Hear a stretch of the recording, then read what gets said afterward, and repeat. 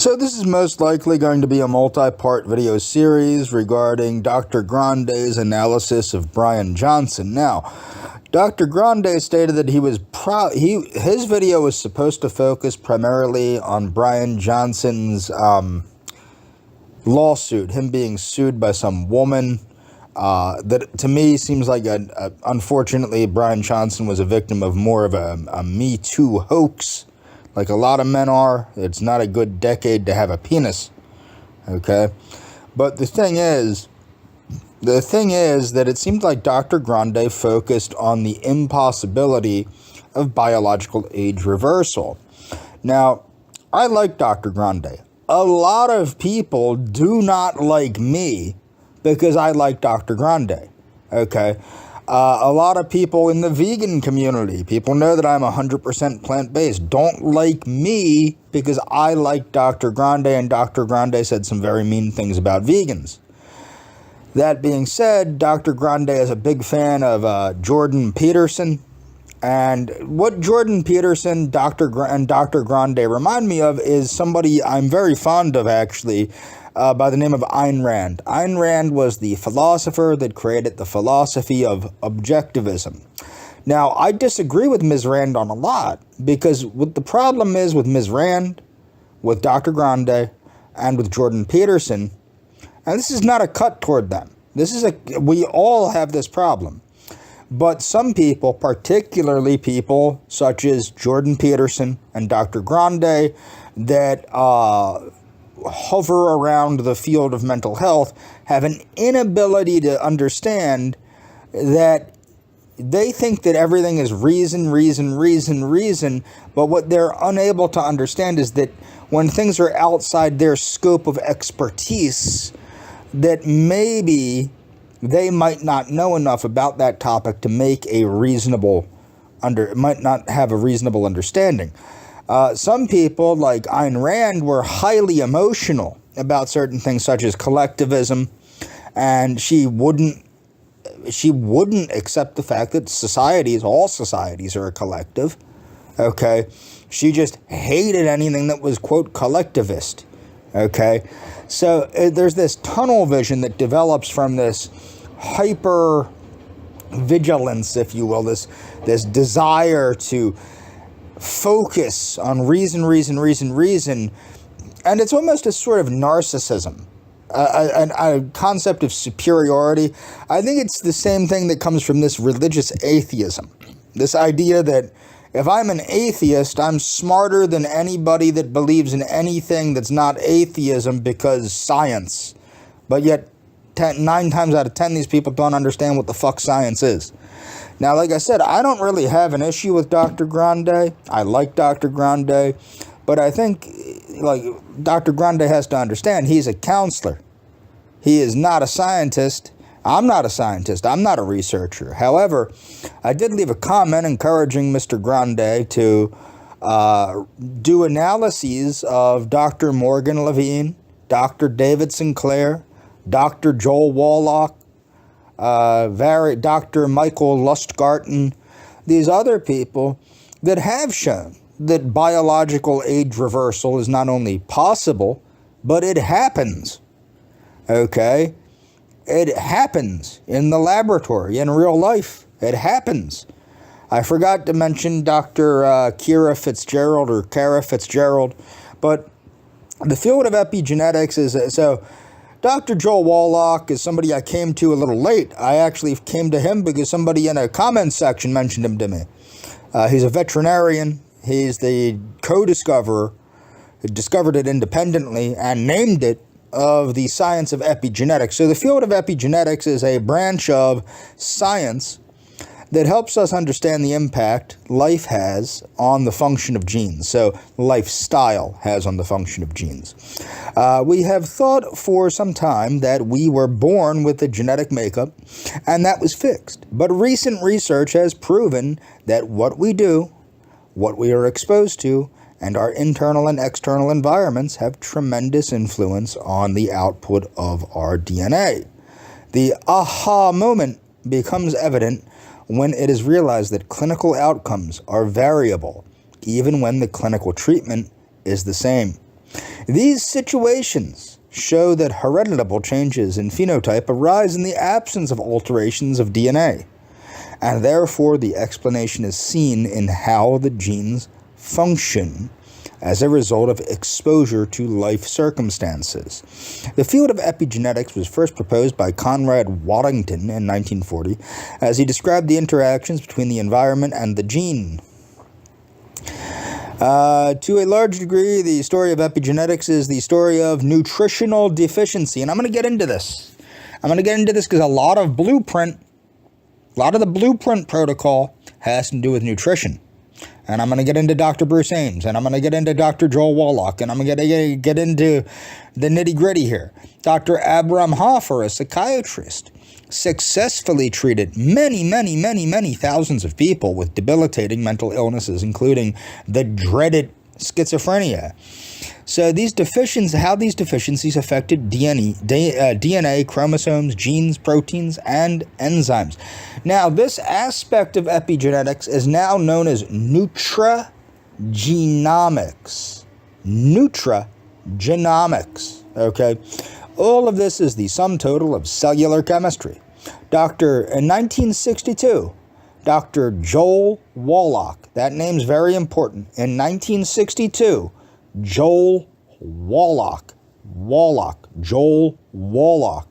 a veterinary student and comparative pathologist, realized that many diseases thought to be genetic were in fact caused by nutritional deficiencies. This is PubMed. This isn't like, I'm not pulling this out of my ass here. Examples being pellagra, scurvy, rickets, and beriberi. There is also some evidence that multiple sclerosis. Now, what you need to understand is Dr. Terry Walls, okay, has halted and reversed progressive multiple sclerosis. Dr. Brooke Goldner has halted and reversed multiple sclerosis, lupus, other things, okay, with the utilization of hypernutrient therapy. Okay, there is some evidence that multiple sclerosis is affected by a deficiency of D, since the incidence of multiple sclerosis is higher in northern states, blah, blah, blah. The point is, you're going to learn in this series of videos, or this video, depending on how long I take this, about the need for a hyper influx of nutrition and what happens if you don't get enough nutrition. Okay, so the fear of cholesterol in egg yolks and the widespread use of sunscreen lotions for the fear of skin cancer, and the case of beriberi, blah, blah, blah, supplementing the diet with brown rice, legumes, and other foods high in thiamine, also taking thiamine. Now, and also thiamine therapy is used for Parkinson's disease quite readily. Okay, now when we start to compare these nutritional deficiencies of the past, we can start to think about the pathophysiology of diabetes, obesity, cardiovascular disease, and even dementia. Now, what do these things have to do here? Diabetes, obesity, cardiovascular disease, and dementia. These are diseases that are the result of aging.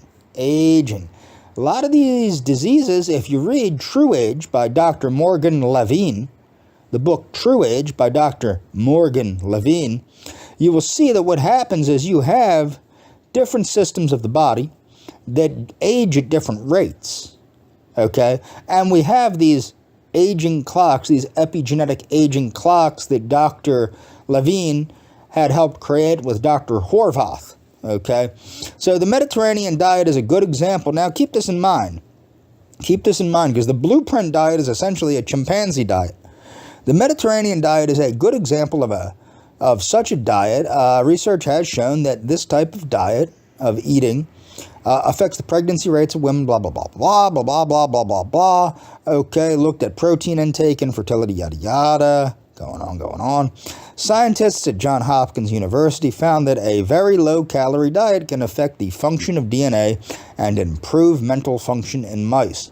So, caloric restriction helps to affect the function of DNA, and it improves mental function.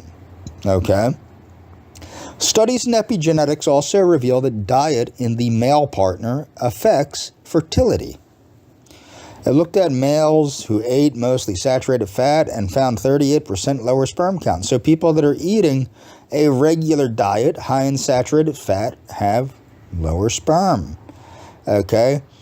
Concentration 41% lower sperm counts, blah, blah, blah. Similar studies in the United States found that walnuts improved, but alcohol and cannabis impaired male fertility. So keep this in mind, all you joint-smoking, filthy hippies out there. Drinking alcohol and smoking cannabis does not make your semen cannabis. It's not yes, I cannabis in the fertility area there. So once we realize that external exposures affect genetic function, we start to question when preventative health care should start. Well, the idea is it should start prenatally. Dr. Wallach talks about that. If you watch Dr. Wallach or read Dr. Wallach's books, he understands that the need for preventative nutritional therapy starts prenatally. Not just prenatally, but it starts in the life of the mother and the father long before pregnancy ever starts. Okay? The mother and the father need to be healthy. This information makes the recommendation for preconception preventative health care even more important. Preconception recommendations should start 4 to 6 months prior to conception. They should start years prior to conception. Let's get real here, man. Okay, every cell in the body contains the same DNA, but chemical modification. So epigenetics, if you watch Maria Konovalenko's videos, she does very nice videos. So epigenetics also helps with cell differentiation. It's what makes a liver cell, an eye cell, a tooth cell, etc., etc., etc. They all have the same genes, but the way those genes are interpreted by the epigenetic modifiers, that's what makes a cell a cell. Epigenetics has revealed that gene function is affected by macronutrients and micronutrients, fasting, exercise, and stress, sleep deprivation, mental health, purposeful living, toxins, medications, heavy metals, pesticides, hormones, radiation, antibiotics, infections, and even thoughts. All of these exposures influence cellular function and the output from DNA. In 1983, Feinberg and Vogelstein found that genes of colorectal cancer cells were substantially hypomethylated, meaning undermethylated, compared to normal colon cells. DNA hypomethylation can activate oncogenes, meaning cancer genes, and initiate chromosome instability. Conversely, DNA hypermethylation, meaning too much methylation, initiates silencing of tumor suppressor genes. So when you have overmethylation, it silences the tumor suppressor genes. One important point is to understand that methylation status can be measured and imbalances can be corrected. Research has uncovered an association between inhalation of diesel fumes and asthma. As a result of epigenetic changes to over 400 genes, maternal exposure to allergens can increase the risk of asthma and the immediate progeny, meaning the offspring. German occupation of the Netherlands resulted in famine, blah, blah, blah, blah, blah, food, blah, blah, blah, blah, blah, was done, la, da, da, da, da, in early gestation, yada, yada, yada. Caloric restriction resulted in normal birth weight, but elevated rates of adult obesity. Brain structure developed within the gestation, and food restriction in this period resulted in decreased mental capacity. So a lack of nutrients at this time made these kids dumb, okay, which is not that hard to understand. But I'm going to move on here, because you might be wondering, what the fuck does this have to do with aging? Well, you're going to find out as I go on. So, biological aging, this is about new insights into the genetics and epigenetics of aging plasticity. Okay? Aging is a plastic thing. Okay, what's going on here? There we go. So, throughout the centuries, there are countless examples of human beings attempting to escape the inevitable, the near ubiquitous reality of aging and death.